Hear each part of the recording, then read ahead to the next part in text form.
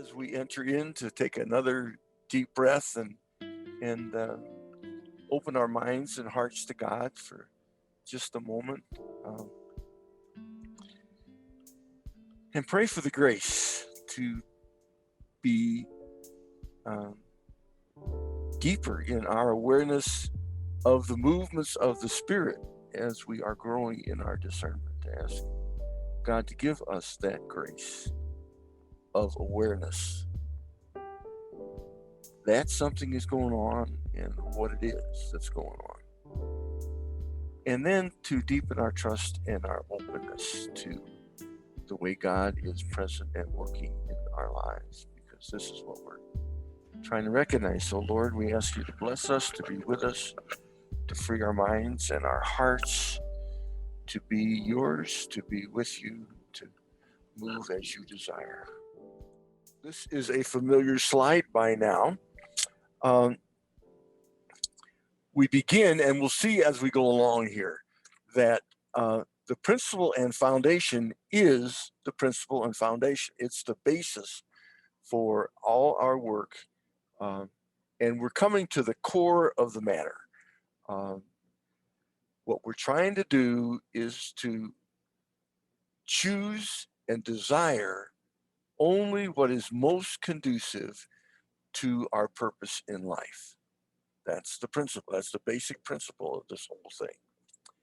And what we want to do is to grow to be able to experience, walk in, and further God's love, to be able to love as God loves. And in addition to the basic principle of trying to choose what God sees as best, this becomes increasingly important to believe that God really is at work in our life. And then, especially for us who are directors or who are thinking of being directors, prayer companions, spiritual companions of people, or even in just friendships, that we respect and honor and facilitate however we can what God is doing, because God's the boss.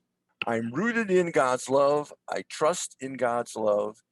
That's the basic principle and foundation. And so I want to desire only what is the most conducive to the end for which I am created. So now, so what I'm trying to do in discernment is to recognize God at work and listen to that. We're not after certitude. Well, we're not going to get to certitude here. But what we are, we're working out of hope and grace, and we try to figure out as best as we can where grace is in this, and then we do it. And as we'll see in a minute as we're moving along, God even allows, and Ignatius has described how God allows do-overs. If it doesn't work one way, then fine, we stop as soon as we recognize that, and we do over. We'll come to that in a minute. But at the bottom of all of this, God is in charge and all is well with God. Or another way of saying that, the way I like to say it, is God writes straight, even if the lines are crooked. God writes straight with crooked lines. So what I'm trying to do is learn how to make decisions the way Jesus did. The rules for discernment are at the end, after you're done with the whole exercises, in the 300s. The decision-making process is the last thing in the second week of the exercises. So now, I want to orient my decisions to God, but there's a lot of factors, and this we were talking about a couple minutes ago. There's the movement of the Spirit, but there's our body, our energy, what's going on in us. We're invited to use our imagination, and our imaginations are different. God works with that, but we have different styles of imagining. See, and then also factors in this is what's going on around us in our families, the needs of the people with whom we associate, but especially the needs of the people in our home. That's an important aspect. Our jobs, our neighborhood situations, our national situations, the health of the world. I mean, all these things have an impact. And this one, I think this is why the principle and foundation is the basis for this. It is crucial that we are not attached to any particular outcome, because, and this is very often hard to get free of, very difficult to get free of all of our attachments.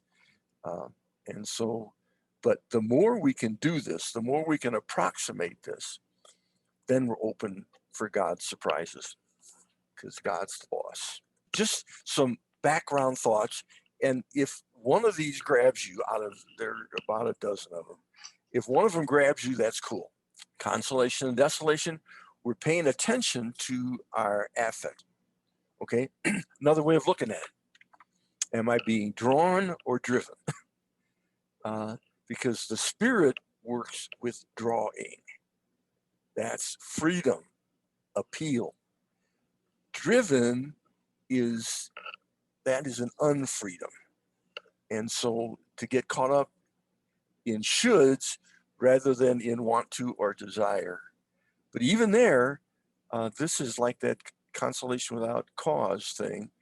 We have to discern after it's done, the desires I have are not automatically from God. I discern that. Life-giving or life-draining? What's this doing to my energy? That is another way to look at it. The way we often say is turn toward God or turn away from God. But often at the start, that is not immediately recognizable. But if we're into ego language, then away from God towards me. That is often a clue that's very helpful. Now, Ignatius, if you remember back to the story, if you've read the story of his conversion, when he was at Loyola Castle, imagining his life with his lady friend and imagining his life as the life of the saints or with Christ, he found that the true consolation lasted and resonated deeply with him. And that was a sign of the truth of the consolation that he found when he was thinking about noble knightly deeds. The consolation, it was fine while he was in the thoughts, but afterwards it just kind of turned sour. Well, that's deepest resonance. Okay, light and darkness is another image that people, and darkness, that's hiding secrets, shame, our fears. The more we can name these things and bring them into the open, the better off we are to do discernment. It's important for us to deal with our areas of discomfort and dissonance. And if that's going on, it really helps to be aware of that, because that has an influence. And when that's going on, we don't rush into a decision. I'll come back to that one later, because that's in the rules for discernment explicitly. Another approach, as I'm discerning something and I get drawn into something, is this, it needs somebody, so I'll do it, or is this a call to me and to my gifts and my things? And this is also, it's a crucial ingredient in discernment. Trust in God's love, no matter what decisions we make. See, and I think we'll see this again when we look at the beginning, middle, and end in the second week discernment, the second week rules. And we deal with the consequences of our choices. Another way of looking at it, fruit of the Spirit and total fulfillment of the authentic self, or is this ego absorption, self-absorption? Serenity prayer. Serenity to accept what I can't change, courage to change what I can, and wisdom to know the difference. That can be a really good prayer in discernment. We'll see a little later on, there's some things we cannot change. And this one, the agony in the garden. Sometimes a discerned decision is something that is not particularly attractive. There's grief, there's loss involved. And again, the model for this is Jesus in the garden. Now, first week rules. This is a bit of a summary.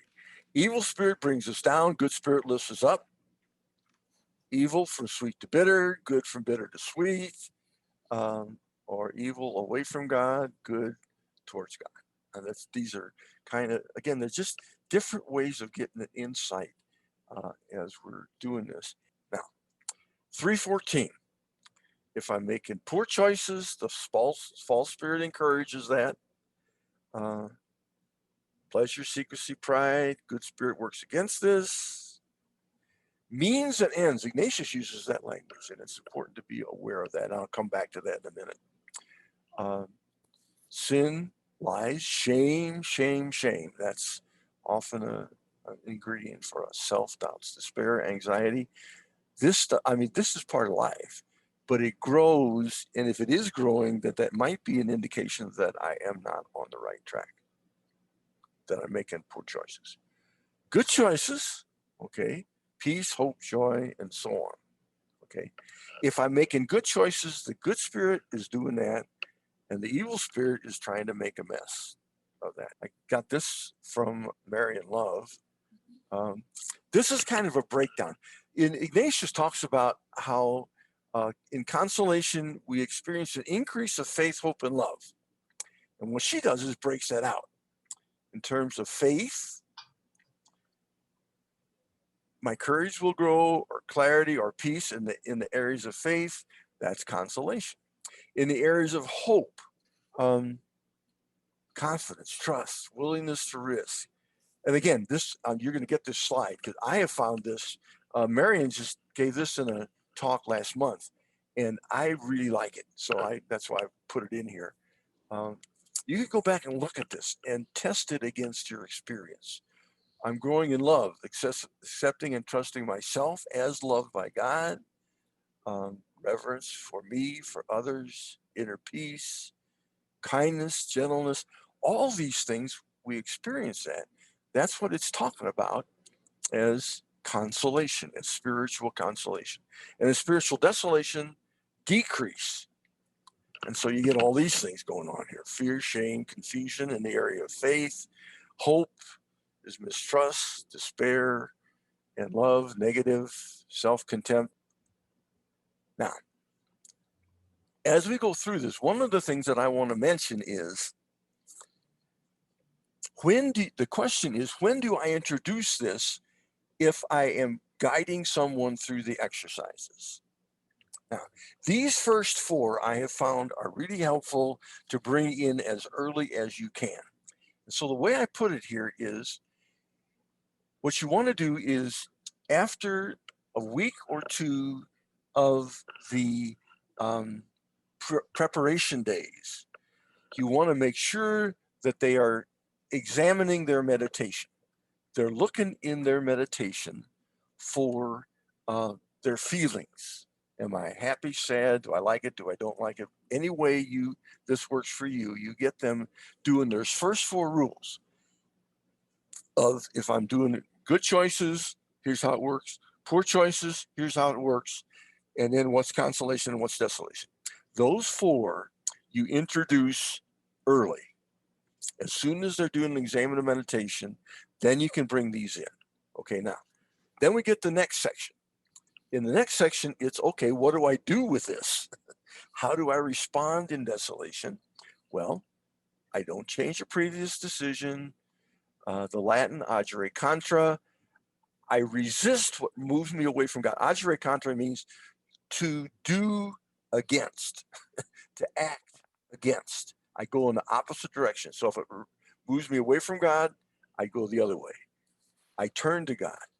I do more prayer, even maybe a bit of a penance to show my determination, whatever. And with experience and conversation, you as a prayer companion can help someone sort that out. And if you aren't doing this yet, you might want to work with someone else to talk your way through this. Okay, 3:20, he talks, what happens if I'm feeling abandoned by God? Well, Got to trust.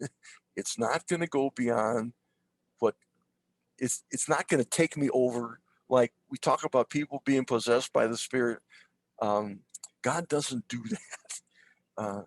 And if that happens to someone, there are resources in the church to deal with that. But in reality, God is always with us. We learn patience. And again, he talks about why does desolation come? I need to be a little more diligent. I check my motivation, or it's a reality check. That's why. So these are kind of interpretive of the rules that Ignatius gives. Now, what do I do in time of consolation? You enjoy it, you let it sink in, and you grow in humility. And you encourage people to recognize and experience and enjoy consolation when it's there. You resist this one, the first one. Firmness is the best way. Openness is the best way. And then, like a shrewd military companion, the evil one attacks our weakest points. We respond best by seeking strength from God as we realize these weaknesses. Focused prayer works along with reliance on our repeated experience of God's love. That's what motivates us. And I have found, and those of you who I direct, those I have directed, recognize this. I like Bartimaeus. Jesus comes up to Bartimaeus and says, "Okay, Bart, my friend, what can I do for you?" And Bart says, "I want to see." If we can recognize what we want in the face of, for him, it was blindness. He could name his blindness and he could say, "Lord, I want to see." And Jesus said, "Cool, you got it." When do I introduce this? During the first week, after a week or two of identifying movements of consolation and desolation. The idea is to help the retreatant begin to interpret the movements as they are becoming aware of them. So you let them start the language of consolation and desolation a couple weeks into preparation days. And then as soon as they're getting the hang of that, then you say, "Okay, what do you do with it?" And then you give the rest of that. And then they can kind of play with that during the preparation days, and or during the first week, they're able to grow in that awareness. So by the time they get to the second week, then they're ready to take the next step, which is a little more sensitive. Okay, now rules for the second week. And you notice rule number 1 repeats the first 2 rules of week 1, but it summarizes them. As we move from good to better, God gives peace and joy, enemy sadness. Just a reminder of that. It's a basic principle. Then there's the consolation without cause. One of the things I like to say about this, Ignatius was a mystic. He had visions. He would have these experiences. I'm not a mystic. My example of a consolation without cause was when I was pastor at St. Matthew. We had to do what ended up being a $450,000 church repair job when the ceiling fell. And within a year of that being done, we had it all paid for, thanks to the generosity of God and God's people. And throughout the process, I didn't blow a gasket. And to me, that is a consolation without cause, that I was able to live through about 9 months of having a church in a different building in a gym, while the church got rebuilt and then it got paid for. It's like, and to be able to go through that without ulcers or a heart attack or a stroke, to me, that's a consolation. Pure gift from God. Okay, now we got to be aware of our vulnerable spots. Now, our gifts, our passions, what we really are desirous of. The first week, we learn about our sins, and it's important. Part of why the first week is first is so we can realize where we're weak and realize how God's love wants to touch us exactly there. Now, The Enneagram, that was mentioned in the earlier session. That is a system. NAI is the Greek word for nine. So it's a 9 category typology of weaknesses, of vices and virtues. And I have found this very helpful for me in my direction work. I am not an expert at it, but I kind of know what the 9 different categories are and kind of how they work and what you do with them. As you grow, this is a helpful thing to study on your own. I'm not going to go into it, but it's a helpful thing, and there's lots of books on it, and it just turns out to be helpful. Okay, subtle. We know that from our life. The evil spirit gets more and more subtle and tries to be an angel of light, make things look good that aren't so good.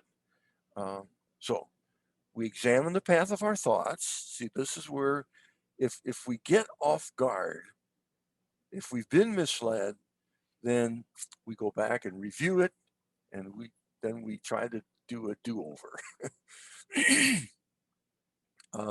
When we recognize something's not from God, review the process. Now, see, in this, again, as prayer companions, we're helping people learn how to do this. So it's really helpful if we know how to do this ourselves. And that's one of the reasons why it's important that we have our own spiritual director with whom we work, who can help us be honest in our approach to what's going on in our lives. To have somebody outside us with whom we can have trustful spiritual conversations. Spirit, we're doing better. The spirit is gently like a drop of water on a sponge, and the evil with disquiet, water on a stone that splashes all over everybody. For me, one of the places where I see this is how Jesus dealt with suffering. He was the sponge on the cross. He absorbed all of us into himself. Whereas very often in our lives, when we are hurt, and for sure when people who aren't dealing well with this are hurt, it gets splashed on everybody who is around them. And so it's kind of a basic pattern. Be aware of the sources of consolation. One is no longer in consolation, but in the afterglow, you got to be careful. Okay. Now, and the thing to notice, I'm sure on those who are prayer companions already, you notice how this happens. And those who have just made a retreat and are going through this for the first time, remember back to when you were doing the exercises. As you were in the first week, you were beginning to think of stuff you wanted to change. In the second week, you begin to look and see, where do I want to grow? What do I want to become? What are positive stuff to develop? And see, this is discernment. The second week discernment has to do more with choices among goods and how do I want to approve and what's best and what's more conducive. And we introduce this anytime early in the second week when it's clear that the retreatant is ready. And it is. You can hear this in the conversation that people have when they're reporting on what's going on in their prayer. There will be clues. It'll be different for each person, but there are clues as to when they're ready for this. And they'll start asking these questions. So then you just give them the rules, give them the patterns. And I like the word pattern actually better than rule. You give them the patterns so they'll recognize what's going on. Now, I think I mentioned this at the beginning, but let's do it again. You notice that the rules for discernment, first week and second week, are in the 300s. And as you read through the book of the exercises, that comes after the contemplatio, after the contemplation, in one of the appendices.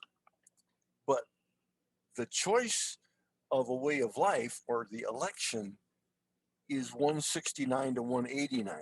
That's at the end of the second week, because this is where the election has its roots. The point of the first week is we see where the problems are, and we are aware of God's love in the face of very real problems. But then as we walk with Jesus and see as God's goodness and love and lifestyle is manifested in that human being, as we're building and growing in that relationship, then this is where we're aware of the choices that we have in our lives. And we are drawn, we're not driven, we are drawn towards trying to do things the way Jesus does. And so at the end of that section is when we come with these guidelines for making an election. And remember, I didn't put this in as this slide. I had it at the very beginning. But what we're doing is the first week we look at what's deformed, and we want to reform that. Then in the second week, we want to conform that.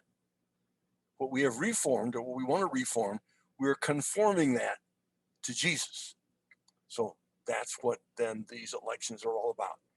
And for Ignatius, it was grounded in his own basic lifestyle choice of, was he going to try to be this knight of the ladies, or was he going to be the Spanish como noble caballero de Cristo?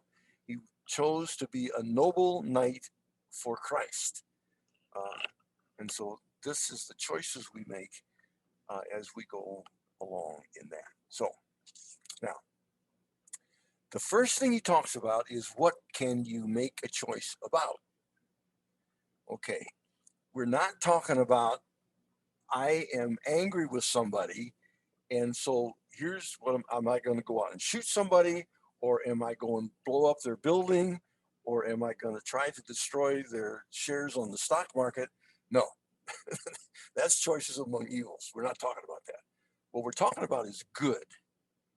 And we can get very helpful guidance on this from our church community. That's one of the reasons for having a church community that has shared wisdom, that has a history, and is committed to giving mutual advice and help based on our experience and our interpretation of Jesus and his life as we live that out together. So a church family can be really helpful in all this.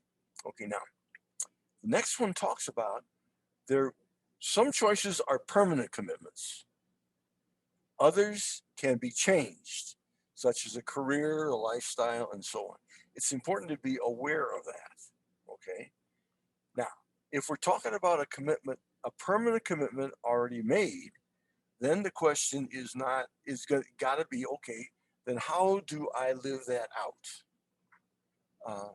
And if it's truly permanent, then it is permanent. And say, for instance, for me in my priesthood, that's a permanent commitment, which I have made. And so as I discern, I'm just trying to discern how to live that the best way I possibly can. That's true in a marriage. That's true. Now, some marriages were done mistakenly. If it was poorly made, you got to figure out, how do you right the situation. Sometimes professional help is needed. And by the way, for us as prayer companions, we are not therapists. We are not marriage counselors. That's not what comes along with this. So we have to learn, if we need to refer something, refer it. Get refer someone, invite them to say, maybe you might want to look at this one with a professional who can help you. That's not part of my job here. Okay. But some were poorly made, and so then you have to deal with it. And if it can be changed, then we want to continue our growth in the way of life we've chosen. Okay. That's what we're looking for. So now, So he talks about what we choose. Now, the next thing he talks about is when can we make a choice. Ignatius talks about 3 times. When the decision is clear, no movement of spirits, but check your motives. There might not be a movement of spirits because I'm so furious. No, that's not what it is. Or I'm so terrified. Well, those are movements. And so, but if it's just real clear, you make the choice and then you pray for confirmation. Ignatius says this over and over. Ask for confirmation. Now, examples of that. St. Paul, when he was knocked flat on his way to Damascus, and Jesus said, follow me. But he also was told what his confirmation was going to be, that this guy was going to come and talk to him, heal him of his blindness, and show him what to do next. So when Aeneas showed up, I think that was the guy's name, showed up, then Paul was free to move in that direction. Or Matthew, I'm sure that Jesus' willingness to go have dinner with him, and then the conversations that followed from that, and so on, all of that confirmed the wisdom of his choice to follow Jesus, to leave his thing and come with Jesus. His experiences after that confirmed the goodness of that choice. So you pray for that to where you have this deep sense of this one is the right choice. And you pray for that, ask for it. It's a grace. Okay. Number 2, another time is movement of the spirits. When we're using discernment and the techniques of discernment, the consolations and the desolations, and if it's clear from using that which way to go, okay, ends and means clear. The end, the goal is my closeness, my relationship with God. The means, this job, this marriage, this vocation, those are all means to an end. And it's important that we keep those 2 clear. Prayer, when you're doing any of this stuff, prayer is crucial. You gather all the data, you pay attention to the consolations and desolation.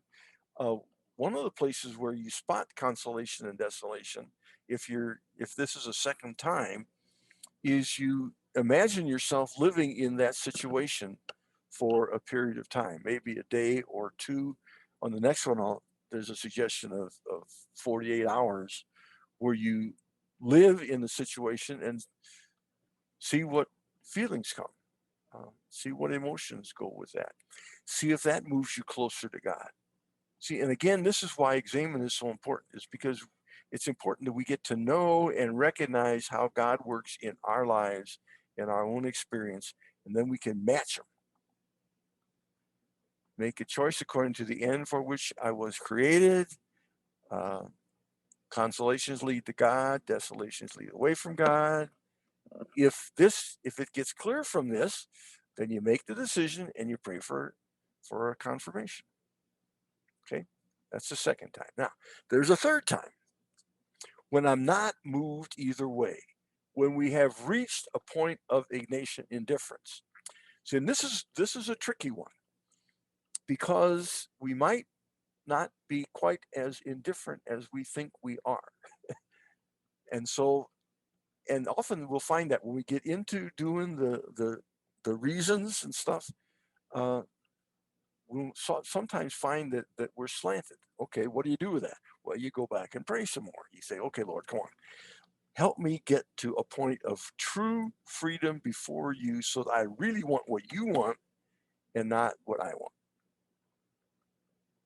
Okay, so now if we can get to that point, then we use our reason, or often using our reason can help us get closer to that point. Okay, now 2 ways of doing it. The one, and I like to call it the T, where you make a T. On this side, you put a little plus sign, and on this side, you put a little minus sign, and then you list all the reasons for and all the reasons against. And then you weigh the reasons. Use your brain. List the pros and cons, weigh the reasons, which are the reasons on which I want to make or base this decision. Where are the consolations and desolations strongest? And then you make a decision on that based on purpose in life. Always, it's the principle and foundation is the principle and the foundation. That's why we call it, that's why Ignatius called it that, is the basis is what's going to get me closer to God. Okay. Another way of doing it, or set of ways, we just use our imagination. Okay. If somebody came to you with your exact situation, what advice would you give them? Or if you're on your deathbed and you look back at this choice, what choice would you want to have made? Again, in terms of your purpose in life. Or if you're on the judgment day, you go through the door from this life into the next and come face to face with Jesus, and the two of you are talking about how life went and what were the kinds of choices you made, and what what would you think he would say about this, or what would you want to have to explain to him about this? Um, these are all techniques that you use to evaluate the means uh, towards the end. And again, you seek confirmation always. You're looking for, once you've made a choice, then does this bring peace? Because if it doesn't, then go back and stir up the pot again, I guess. Now, when we are not moved either way, that's it. When we're in this third situation, my motivation, I want God's will and glory. That's the end. What I want to do to get there is the means, what's most loving. Context. I take all the circumstances into consideration and weigh which ones are more important than others. Um, Implications, consequences, outcome, who's impacted.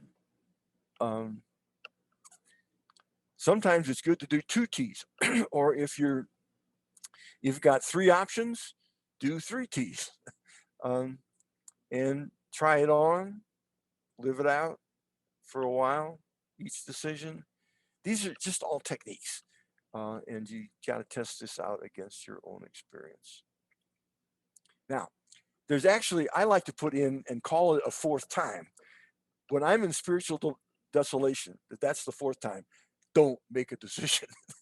That's in the first week rules for discernment. Um, find where you are in the rules for discernment. Are you consolation, desolation? What's going on? If you're in desolation, pray your way back into consolation or into indifference or into openness to God. Um, and you may want to ask for some help. Because the idea is red light, green light. You want to get yourself back to time 2 or time 3. Uh, it okay. There might be a miracle and get you back to time 1, but more likely it's going to be either 2 or 3 is where you'll go back to before you make a decision, before you get green light. Now, when I can't make a discernment about the way of life or about my commitment to life that I've already chosen, then what do? I'm praying for renewal. Okay, I don't change my state of life, but how can I best live the way that I have chosen? And that's the last rule that Ignatius gives on this thing. It can apply to marriage or priesthood, a more changeable commitment like a job or position, um, work to get the commitment right. If I'm living a commitment, am I living the commitment in a way that truly responds to the call of God? How can I best live the Christ life in my surroundings, in my environment? Um, the thought comes to my mind, if you say you're a parent and you have children and they're driving you nuts, well, I mean, you might want to discern to run off and leave them. That's not what you can discern. Uh, but how can I best live my life, Christ life, in this surrounding and this environment? How can I surrender my self-love and go respond to God's love around me? That's the last rule in these. And again, remember that as prayer companions, we're trying to help people learn how to do this. My Lord God, I have no idea where I am going. I do not see the road ahead of me. I cannot know for certain where it will end. Nor do I really know myself. And the fact that I think I am following your will does not mean that I am actually doing so. But I believe that the desire to please you does, in fact, please you. And I hope I have that desire in all that I am doing. I hope that I will never do anything apart from that desire. And I know that if I do this, you will lead me by the right road, though I may know nothing about it. Therefore, I will trust you always, though I may seem to be lost and in the shadow of death. I will not fear, for you are ever with me, and you will never leave me to face my perils alone. Amen.